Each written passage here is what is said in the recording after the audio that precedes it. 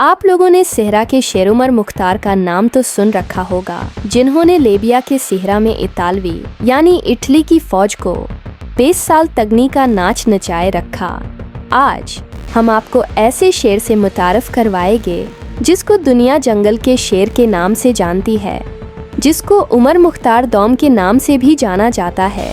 जिसका नाम बशीर बिन सालिम हारिसी था। आप मशरकी अफ्रीका के मुल्क तंजानिया में रहते थे और आप एक अमानी अरब थे। बशीर बिन सालिम अपने वक्त का बहुत बड़ा ताजिर था।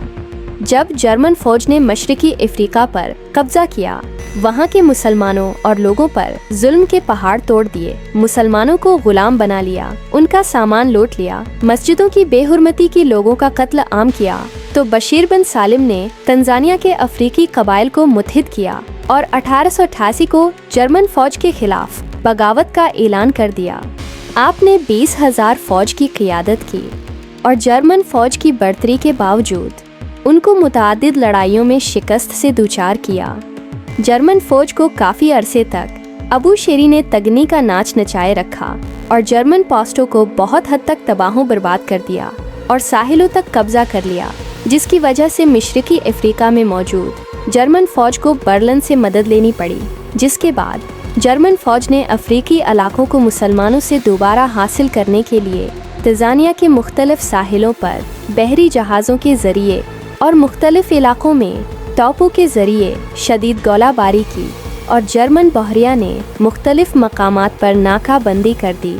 ताकि मुजाहिदीन तक पहुंचने वाली रसद व कमक का रास्ता रोका जा सके। फिर जर्मन ने मुख्तलिफ कबाइल को अबू शेरी से गद्दारी करने पर मजबूर कर दिया, जिसकी वजह से बहुत सारा मशरकी अफ्रीका का इलाका मुसलमानों के हाथों से निकलना शुरू हो गया और अबू शेरी ने अपने कबाइल की हिफाजत के लिए अरब फौज से मदद मांगी,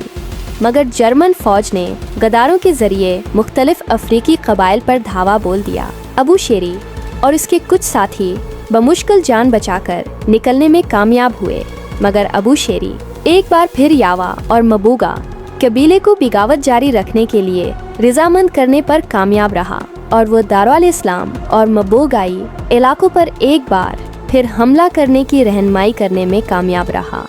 मगर जर्मन पावर इन हमलों को पिस्पा करने के लिए काफ़ी थी, इसलिए कबाइल को पिस्पा होना पड़ा और उन्होंने अबू शेरी का साथ छोड़ दिया। जब अबू शेरी ने वहां से भागने की कोशिश की